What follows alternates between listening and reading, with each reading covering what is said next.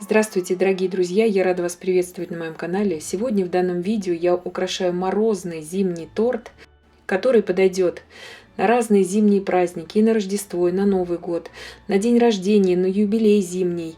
Также подойдет даже на серебряную свадьбу, потому что мы будем украшать его именно в серебристых тонах, в разных оттенках этого серебристого тона. В данном видео у меня торт украшен белково-заварным кремом. Размер у торта большой, это на большую компанию торт, 26 на 26 сантиметров. Украшать я его буду из расчета порции на 200 грамм белка у меня здесь уйдет. Я покажу все тонкости, как быстро с этим справиться. Справится даже новичок. Итак, во-первых, я его покрыла, во-первых, мою заготовку белковым кремом. Особо я его здесь не выравнивала. Я сделаю барельеф.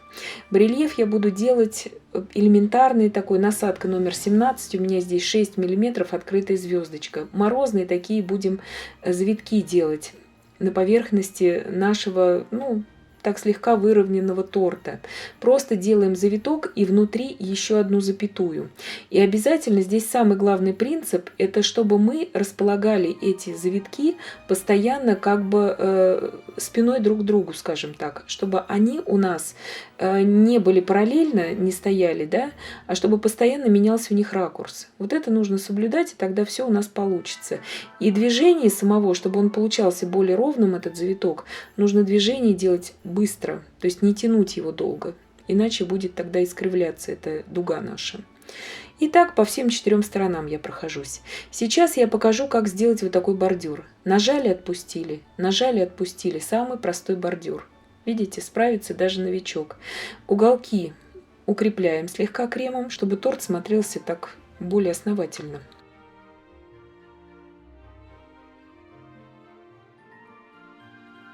Итак, теперь сверху я этой же насадкой номер 17, это все одна и та же насадка у меня с белым кремом. Номер 17 насадка, и делаю вот такие вот просто завиточки.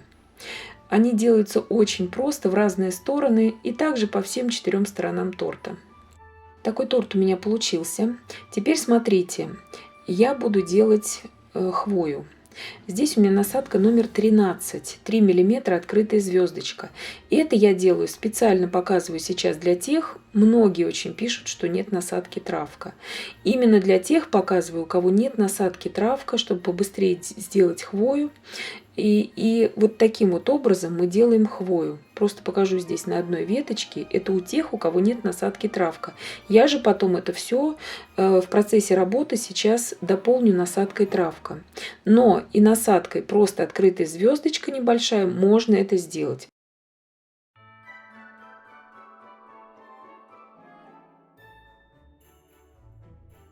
Делаю вот такие вот веточки из всех 4 углов. То есть вот такой вот у нас морозный рисунок получается. Я потом дополню просто травкой. Но вы же можете вот на таком вот уровне все это оставить. Теперь я буду делать шишки. Делаем основание узенькое для шишки, не широкое.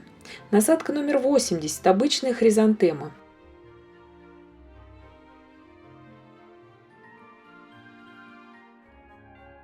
Из 3 чешуек делаем основание.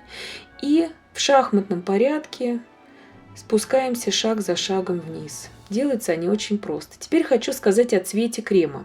Для хвои я окрасила по капельке, буквально на кончике зубочистки, черный, сиреневый и индиго-синий на кончике зубочистки.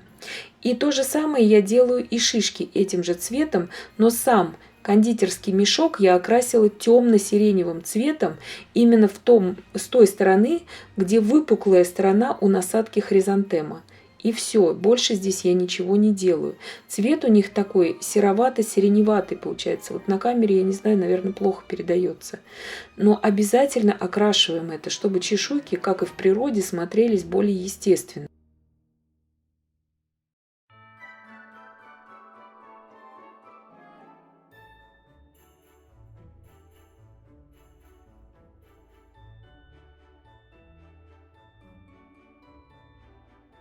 когда такие большие торты, уже, как правило, никто не обращает внимания, сколько должно быть этих цветов, никто не считает вот эти вот там четное и нечетное количество. Здесь вот когда, допустим, 3 цветка у нас только, а когда такая большая композиция, как бы уже и не считается здесь. Вот. Теперь я буду делать белую пуансеттию. Пуансеттия делается очень просто. Делаем вот такую подушечку. Насадка галочка, она у меня без номера здесь.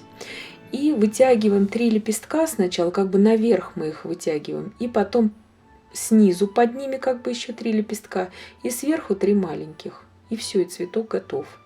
Цвет я здесь белый окрасила буквально половиной капельки лимонно-желтого, чтобы цветок смотрелся так же, как и в природе. Белая пуансеттия, она не совсем прям белоснежная, она же слегка немножко такая желтоватая. Вот. И также делаем 4 цветка. Потому что здесь у нас прямоугольный торт, здесь уже немножко другие идут к нему требования. Кто этого не знает, в прямоугольных тортах допускается асимметричное как бы число, вот это четное число цветов, узоров, окантовки и так далее. То есть здесь уже мы по-другому. Мы это рассматриваем просто как торт. И таким же образом я делаю все 4 цветка. Затем насадка-травка, про которую я вам говорила, 233 номер, с тем же у меня серебристым цветом, но я еще добавила туда немножко белого. И как бы у меня получается немножко как в инии вот эти вот уже хвоя. Она очень красиво смотрится. То есть я где-то сделала сначала вот такую вот серую, и сверху я еще добавляю вот такого морозного цвета. Смотрится на самом деле очень красиво, когда смотришь на этот торт. Когда я уже отсадила всю хвою, у меня здесь насадка номер 70, обычный листик 10 мм. Индиго-синим цветом я окрасила только кондитерский мешок с белым кремом. И я делаю листья.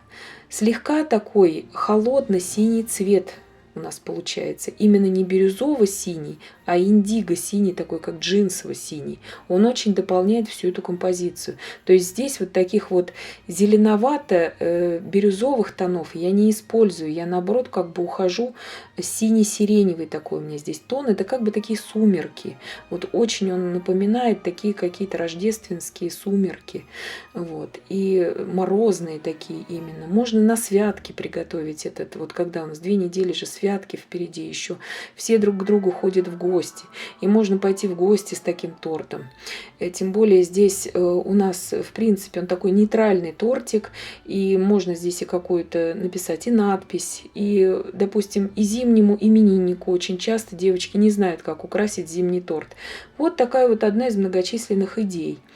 Здесь просто я основание у цветов, я как бы тычинки делаю также серебряными бусинами. И серебристые, и перламутровые бусины просто рассыпаю там, где нужно заполнить пустоты. И также по всем краям торта я это по боковинам тоже делаю. Снег я здесь имитирую именно кокосовой стружкой, потому что если не тающей пудрой, ее просто не будет видно. Кокосовая стружка более объемная. Сейчас я вам покажу, каким серебристым распылителем я пользовалась. Здесь у меня сухой серебристый распылитель. Это пищевой краситель, который дает именно вот такой светло-серебристый тон. Он, в принципе, бело-серебристый такой, перламутр. Именно вот для таких вот тортов я советую брать не серого, серебряного цвета, а именно белого. Здесь у меня конфеты круглые, обычные, из темного шоколада. И смотрите, как они смотрятся. И еще я добавила маршмеллоу. Конфеты я просто покрыла вот этим серебристым блеском пищевым. И вот такой торт у нас в итоге получается. Делается он совсем несложно. Сразу подходит на большую компанию.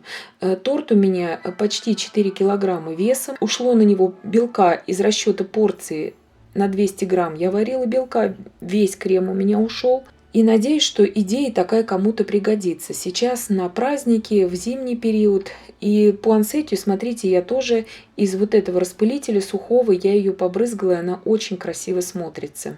Надеюсь, что видео было полезным и познавательным. Подписывайтесь на мой канал, ставьте лайки, пишите комментарии. Я всем желаю больших успехов и до встречи в новых видео.